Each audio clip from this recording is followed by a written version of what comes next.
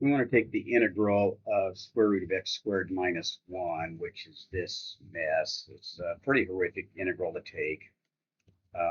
There's different ways to do it, but what we're going to do is not attack it directly yet. We're going to start by taking the integral of secant and secant cubed, because those are going to materialize, and if this is already out of the way, it's going to flow a lot better. So let's just start with secant. So integral of secant theta, we're going to make a fancy one just out of this. Multiply that by the secant, so we distribute that in, and we get this. And now we're going to do a u substitution. And so we're going to make u this. And so du is going to be all of this, sectan plus secant squared. And so this is basically going to cancel all this out. And so that just gives us 1 over u. And natural log of absolute value of u is the integral of that. And so then when we substitute, we back substitute, and we get this. And so there is our integral of secant. Okay, so we're going to use that in a little bit.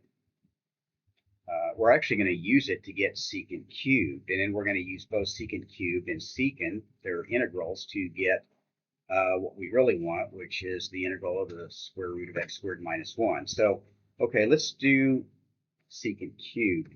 We're going to use integration by parts, and so we'll make this u and this dv. So if we make secant u, we get a dv of sectan d theta. And then if we make this dv, then we get back to its integral tangent.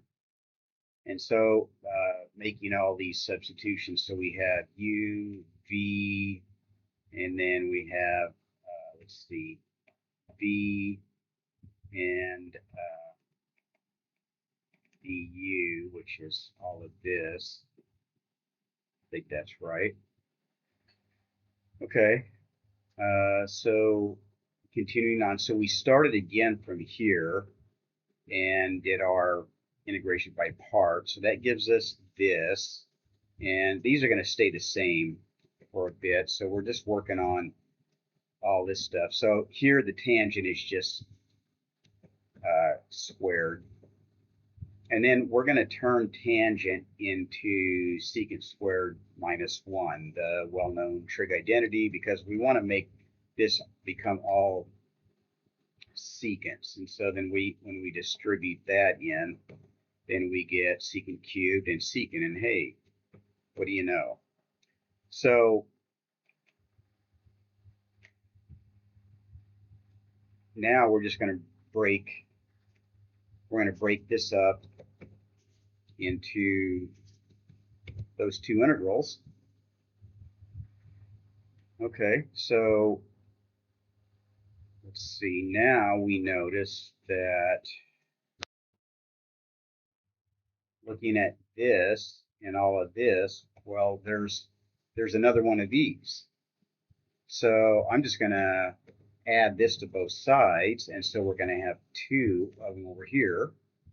And of course, secant cubed, its integral is what we're looking for. So that just leaves these 2 things over here.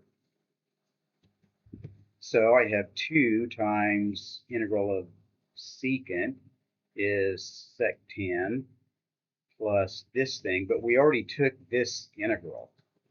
So this is just what we figured out up here.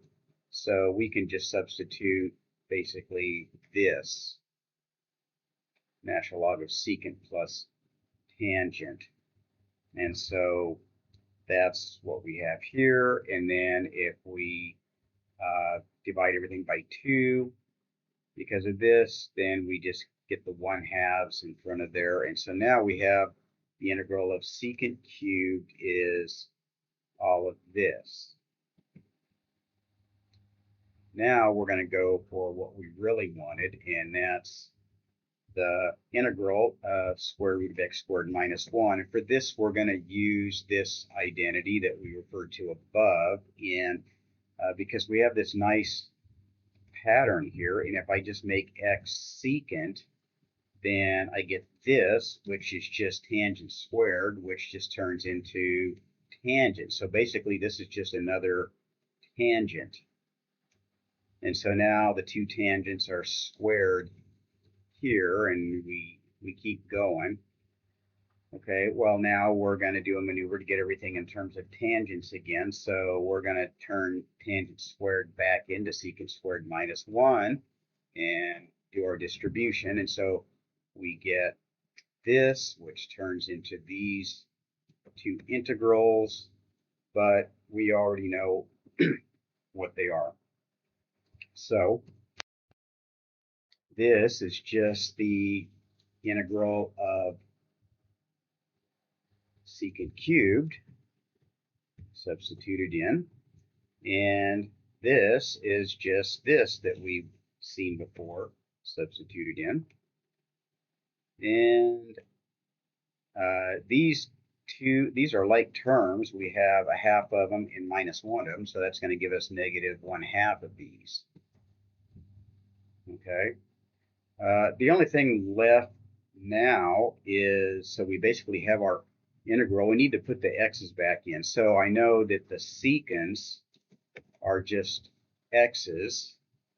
And then if we make a little right triangle and think about the fact that secant is x over 1, and we look at these two, use the Pythagorean theorem, and figure out what this is. And then, well, that's just going to be tangent. And so if we replace secant with x and tangent with this, well, that's all that's been done down here and here and here. And so we get that the integral of the square root of x squared minus 1 is 1/2 x times this minus 1/2 natural log of the absolute value of x plus this again, plus c, and we have our integral.